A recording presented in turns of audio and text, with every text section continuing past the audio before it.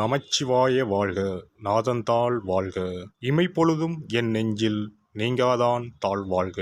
வாழ்க வளமுடன். அனைவருக்கும் இனிய வணக்கங்கள். நிகழும் மங்களகரமான குரோதி ஆண்டு சித்திரை மாதம் 18ஆம் நாள் புதன்கிழமை அன்று சித்தயோகம் கூடிய நன்னாளில் இந்த மகத்தான மே மாதம் பிறக்கின்றது. இம்மாத கிரகநிலை என எடுத்துக்கொண்டால் மேசத்தில் சூரியனும் சுக்கிரனும் இணைவில் உள்ளனர். ரிஷபத்தில் குரு பகவானும், கன்னி ராசியில் கேது பகவானும், சந்திர பகவான் மாத தொடக்கத்தில் மகர ராசியிலும், கும்பராசியில் சனி பகவானும், மீன ராசியில் ராகு பகவான், செவ்வாய் பகவான், புதன் பகவான் சஞ்சாரம் செய்கின்றனர். இம்மாத கிரக பெயர்ச்சி என எடுத்துக்கொண்டால் புதன் பகவான் மே மாதம் 10ஆம் தேதி மீனராசியில் இருந்து மேசராசிக்கும், சூரிய பகவான் மே மாதம் 14ஆம் தேதி மேசராசியில் இருந்து ரிஷபராசிக்கும், சுக்கிர பகவான் மே மாதம் 19ஆம் தேதி மேசராசியில் இருந்து ரிஷபராசிக்கும் பெயர்ச்சி அடைகின்றனர். இந்த கிரக சஞ்சார அமைப்பினால் இம்மாதம் உங்கள் வாழ்வில் ஏற்படக்கூடிய சுப மற்றும் அசுப பலன்கள் என்ன என்பதனையும், அசுப பலன்கள் ஏற்படுமாயின் ராசிக்காரர்கள் செய்ய வேண்டிய பரிகாரம் என்ன, வணங்க வேண்டிய தெய்வம் யார் என்பதனை பற்றியும் காண்போம். சித்திரை மாதத்தின் பிற்பகுதியும் வைகாசி மாதத்தின் முற்பகுதியும் இணைந்ததுதான் இந்த மகத்தான மே மாதம். உழைப்பின் அடையாளமாக விளங்கும் இம்மாதத்தின் முதல் தேதியிலேயே குரு பகவான் பெயர்ச்சி அமைவது மிக சிறப்பான அம்சமாகும்.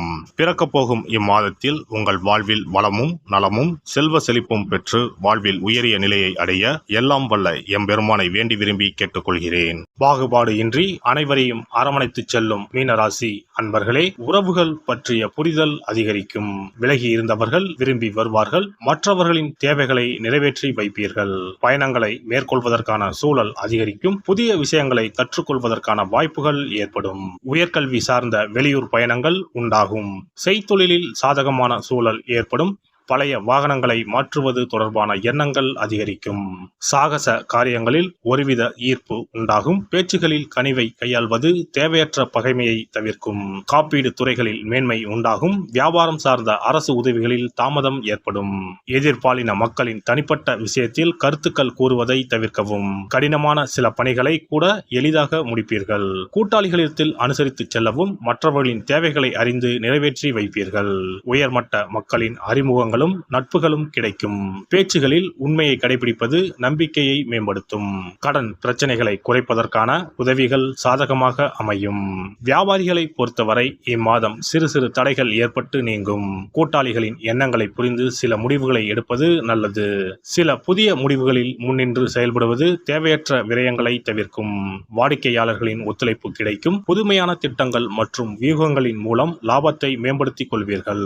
வேலையாட்களின் செயல்பாடுகளில் கவனம் செலுத்துவதன் மூலம் வீண் விரயங்களை தவிர்க்க இயலும்.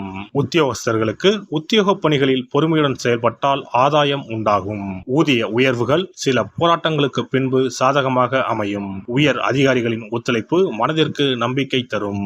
உடல் அளவில் இருந்து வந்த சோர்வு படிப்படியாக குறையும். மறைமுகமான வருமான செயல்களில் கவனத்துடன் இருக்க வேண்டும். எதிர்பாராத இட மாற்றங்களால் விரயங்கள் ஏற்படும். உயர் அதிகாரிகளிடத்தில் நன்மதிப்பு ஏற்படும். கலை சார்ந்த துறைகளில் இருப்பவர்களுக்கு புதிய வாய்ப்புகளும் வேலைகளில் இருந்து வந்த தாமதங்களும் விலகும். திறமைகளை வெளிப்படுத்தி பாராட்டுகளை பெறுவீர்கள். சக கலைஞர்கள் இடத்தில் அதிக உரிமை கொள்வதை தவிர்க்கவும். பேச்சுக்களில் உண்மையை கடைபிடிக்கவும். மறைமுகமான போட்டிகள் விலகும். பாடல் ஆசிரியர்களுக்கு புதிய ஒப்பந்தங்கள் சாதகமாக அமையும். வருமான நெருக்கடிகள் குறையும். அரசியல்வாதிகளுக்கு உயர் அதிகாரிகளிடத்தில் ஆதரவான சூழல் ஏற்படும். மற்றவர்களின் எண்ணங்களை புரிந்து செயல்பட்டால் அனுகூலம் ஏற்படும். எதிர்பாராத சில தடைகளால் விரயங்கள் ஏற்படும். பேச்சுக்களில் கனிவையும் நிதானத்தையும் கையாள்வது நல்லது. நேரம் தவறி உணவு உட்கொள்வதை தவிர்க்கவும். கட்சி பயணங்களில் புதிய அனுபவம் ஏற்படும். பெண்களை பொறுத்தவரை இம்மாதம் குடும்பத்தில் உள்ள சூழ்நிலையை அறிந்து விட்டு கொடுத்து செயல்படுவது நல்லது. அறிமுகம் இல்லாத நபர்களிடம் கவனம் வேண்டும். சில முடிவுகளை நன்கு யோசித்த பின்பே எடுக்கவும். உத்தியோக பணிகளில் கவனமுடன் செயல்படவும். கணவன் மனைவிக்கு இடையே அனுசரித்து செல்வது புரிதலை மேம்படுத்தும். நேரத்திற்கு பணிகளை முடிப்பது நல்லது. சகோதரர்களின் வழியில் ஒத்துழைப்பு கிடைக்கும். ஆன்மீக பணிகளில் ஆர்வம் உண்டாகும். மாணவர்களை பொறுத்தவரை சிந்தனைகளில் இருந்து வந்த குழப்பங்கள் விலகும். எதையும் சமாளிக்கும் மனப்பக்குவம் ஏற்படும். பொழுதுபோக்கு விஷயங்களை குறைத்துக் கொள்ளவும். உடல் ஆரோக்கியம் சார்ந்த பயிற்சிகளில் சற்று கவனம் வேண்டும். விளையாட்டு போட்டிகளில் ஆர்வம் ஏற்படும். முயற்சிக்கு உண்டான மதிப்பெண்கள் கிடைக்கும். நண்பர்களிடம் தனிப்பட்ட தனிப்பட்ட விஷயங்களை பகிர்வதை தவிர்க்கவும். விளையாட்டு போட்டிகளில் எதிர்பார்த்த வெற்றி சாதகமாக இருக்கும். வெள்ளிக்கிழமை தோறும் மகாலட்சுமி தாயாரை வழிபாடு செய்து வர காரிய வெற்றி ஏற்படும். நெருக்கடியான சில பிரச்சனைகள் குறையும். இம்மாத துவக்கத்திலேயே குரு பெயர்ச்சி இருப்பதனால் உங்களுக்கு அருகில் உள்ள குரு பரிகார ஸ்தலங்களுக்கு சென்று குரு பகவானை வணங்கி வரலாம். குரு பகவான் திட்டை வசிஷ்டேஸ்வரர் ஆலயத்தில் சுவாமிக்கும் அம்பாளுக்கும் இடையில் ராஜகுருவாக எழுந்தருளி அருள்பாலித்து வருகிறார். இவருக்கு இந்த தலத்தில் ஆண்டுதோறும் குரு பெயர்ச்சி விழாவும் அதனையொட்டி லட்சார்ச்சனையும் குரு பரிகார ஹோமங்களும் சிறப்பாக நடைபெற்று வருகின்றன. இங்குள்ள குரு பகவானை வேண்டினால் கல்வி செல்வம், பொருள் செல்வம், குழந்தை செல்வம் உள்பட அனைத்து செல்வங்களும் எளிதில் கிட்டும். சிறப்பு பதிவு. இனி அக்ஷய திருதியை 2024 எப்போது, இந்த நாளில் எப்படி வழிபட்டால் தங்கம் சேர்ந்து கொண்டே இருக்கும் என்பதனை பற்றி காண்போம். அக்ஷய திருதியானது ஒவ்வொரு ஆண்டும் சித்திரை மாத வளர்பிறையில் வரும் திருதியை திதியில் கொண்டாடப்படுகிறது. 2024 ஆண்டில் மே மாதம் 10ஆம் தேதி வெள்ளிக்கிழமை வருகிறது. அன்று காலை 6:33 துவங்கி மே 11ஆம் தேதி காலை 4:56 வரை திருதியை திதி உள்ளது. மகாலட்சுமிக்கு மங்களகரமான வெள்ளிக்கிழமையில் இந்த ஆண்டு அட்சய திருதியை வருவதால் இது கூடுதல் சிறப்புடையதாகவும் அதிக முக்கியத்துவம் வாய்ந்த நாளாகவும் கருதப்படுகிறது. இந்த ஆண்டு அட்சய திருதியை அன்று அபுஜ முகூர்த்தம் இணைந்து வருகிறது. அன்றைய தினம் நாள் முழுவதும் அபுஜ முகூர்த்தம் உள்ளது. அபுஜ முகூர்த்தத்தில் எந்த காரியத்தை துவங்கினாலும் அது வெற்றி அடையும் என்பது நம்பிக்கை. அதனால்தான் இந்த நாளில் தங்கம் வாங்குவது மிகவும் மங்களகரமானதாக சொல்லப்படுகிறது. தங்கம் வாங்க முடியாதவர்கள் அந்த நாளில் மங்களகரமான பொருட்களை வீட்டிற்கு வாங்கினாலும் உயர்வான பலன் ஏற்படும் என்பது நம்பிக்கை. புராணங்களின்படி திருமாலின் அவதாரங்களில் ஒன்றான பரசுராமர் அவதாரம் செய்தது அட்சய திருதியை தினத்தில்தான் என்று சொல்லப்பட்டு வருகிறது. அதனால்தான் இந்த நாளில் பெருமாளை வழிபடுவது உயர்ந்த பலனை தரும் என சொல்லப்படுகிறது. அக்ஷய திருதியை அன்று அதிகாலையில் எழுந்து குளித்துவிட்டு சுத்தமான ஆடைகளை உடுத்த வேண்டும். பிறகு கோவிலுக்கு சென்றோ அல்லது வீட்டின் பூஜை அறையிலோ விளக்கேற்றி வழிபட வேண்டும். பிறகு மகாலட்சுமி தாயாரையும் பெருமாளையும் வழிபட வேண்டும். அவர்களுக்குரிய மந்திரங்களை சொல்லி பூஜை செய்ய வேண்டும். அன்றைய தினம் மகாலட்சுமிக்கு நைவேத்தியமாக பால் பாயாசம் செய்து படைப்பது மிகவும் விசேஷமானதாகும். அவ்வாறு செய்ய முடியாதவர்கள் எளிமையாக பால் மட்டும் காய்ச்சி வைத்தும் வழிபடலாம். அக்ஷய திருதியை என்பது வசந்த கால விழாவாக கொண்டாடப்படுவதாகும். பெரும்பாலும் இது சித்திரை மாதம் வளர்பிறையின் 3ஆம் நாளில் கொண்டாடப்படும்.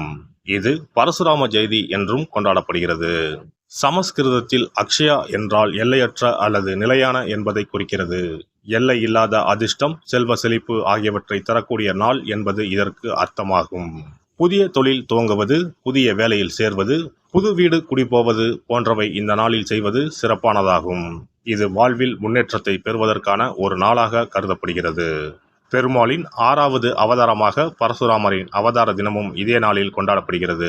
பல மங்கள நிகழ்வுகள் நடைபெற்ற நாள் என்பதால் இந்த நாளில் தங்களின் வாழ்வில் மங்களங்கள் நிறைய வேண்டும் என மக்கள் தங்கம், வெள்ளி வாங்குவதற்கான நாளாக இந்த நாளை கருதுகிறார்கள்.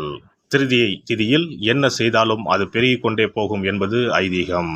அதனால்தான் தங்கம் அதிகமாக சேர வேண்டும் என்பதற்காக இந்த நாளில் மக்கள் தங்கத்தை வாங்குவது வழக்கமாக வைத்துள்ளனர். அதோடு தங்கம் மகாலட்சுமியின் அம்சமாக கருதப்படுகிறது.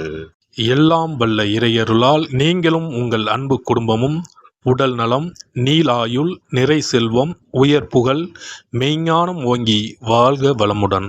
இந்த வீடியோ பதிவு உங்களுக்கு பிடித்திருந்தால் லைக் பண்ணுங்க, கமெண்ட் பண்ணுங்க, ஷேர் பண்ணுங்க, மறக்காம சப்ஸ்கிரைப் பண்ணுங்க, பக்கத்துல இருக்கிற பெல் பட்டனை கிளிக் பண்ணுங்க. நன்றி, வணக்கம். ஓம் நமச்சிவாய. சிவாய நம.